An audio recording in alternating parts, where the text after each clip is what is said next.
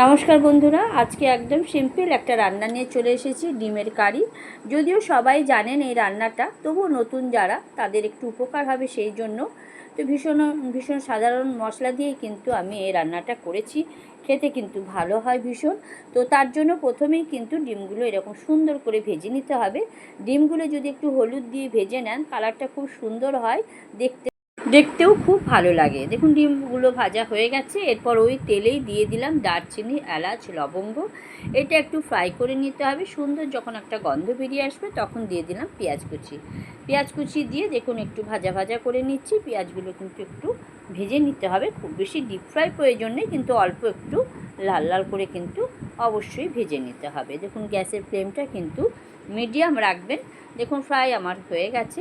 এরপর এতে দিয়ে দিচ্ছি দেখুন রসুন বাটা আর অল্প একটু আদা বাটা দিয়ে কিন্তু আবার একটু নাড়াচাড়া করতে হবে, যাতে রসুনের কাঁচা গন্ধটা চলে যায়। দেখুন এইভাবে সমানে নাড়ছে। গ্যাসের ফ্লেমটা কিন্তু কমিয়ে রাখবেন, তা নাহলে কিন্তু ভালো করে ভাজা যাবে না। তো দেখুন এইভাবে ভেজে নিতে হবে। ভাজা আমার হয়েই গেছে। অল্প একটু নাড়াচাড়া করলেই কিন্তু রসুনের গন্ধটা চলে যাবে। দেখুন দেখেই বুঝতে পারছেন সুন্দর করে কিন্তু ফ্রাই হয়ে গেছে। এরপর আমি দিয়ে দিচ্ছি কাঁচা লঙ্কা, দিয়ে দিলাম এর সাথে টমেটো। কাঁচা লঙ্কা আর টমেটো দিয়ে আবার কিন্তু কিছুক্ষণ নাড়াচাড়া করে নেব। এতে করে টমেটোগুলো কিন্তু খুব সুন্দর গলে যাবে। অল্প একটু জল দিলাম। এরপর ঘরোয়া যে মশলাগুলো সেগুলো কিন্তু এক এক করে দিয়ে দেব। জলটা দিলাম এই জন্যই যাতে মশলাগুলো পুড়ে না যায়। এরপর দেখুন একে একে সব মশলা দিয়ে দিচ্ছি। প্রথমে দিয়ে দিলাম কিন্তু হলুদ, পরিমাণ মতন হলুদ দিয়ে দিলাম কাশ্মীরি লঙ্কা। কাশ্মীরি লঙ্কাটা আমি ব্যবহার করেছি, কালারটা খুব সুন্দর লাগবে বলে, দেখতে খুব ভালো লাগে কারিটা, সেই জন্যই দিয়ে দেখুন একটু নাড়াচাড়া করে নিচ্ছি। এরপর দেখুন আবার মশলা দেব, তো একটু ভেজে নিলাম। এরপর দিয়ে দিলাম জিরে গুঁড়ো আর অল্প একটু ধনে গুঁড়ো। জিরে গুঁড়ো আর ধনে গুঁড়ো দিয়ে জলটা যেহেতু ড্রাই হয়ে গেছে সেই জন্য আমি অল্প একটু জল দিয়ে দিলাম, দিয়ে কিন্তু আবার নাড়াচাড়া করে নিচ্ছি। দেখুন কালারটা কিন্তু এখনই ভীষণ সুন্দর এসেছে, আর সুন্দর করে কিন্তু টমেটোটা পুরো গলে গেছে।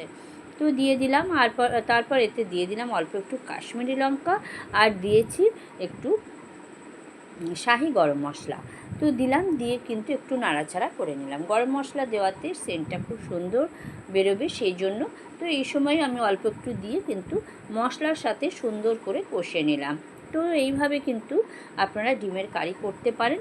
এরপর কিন্তু ডিমগুলো যে ফ্রাই করে রেখেছিলাম সেগুলোই কিন্তু মশলার সাথে খুব ভালো করে কষে নিলাম। এইভাবে ডিমের কারি করে দেখবেন, খেতে খুব ভালো লাগে। এর সময় কিন্তু পরিমাণ মতন নুনও দিয়ে দিলাম। তো অল্প একটু জল দিয়ে আবার একটু কষিয়ে নিচ্ছি, যাতে খুব সুন্দর করে কষা যায়।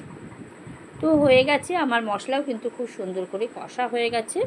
তো এই সময় আমি দেখুন অল্প নুন দিয়ে আবার ভালো করে নাড়াচাড়া করে নিচ্ছি। দেখেই বুঝতে পারছেন সুন্দর করে কিন্তু কষা হয়ে গেছে।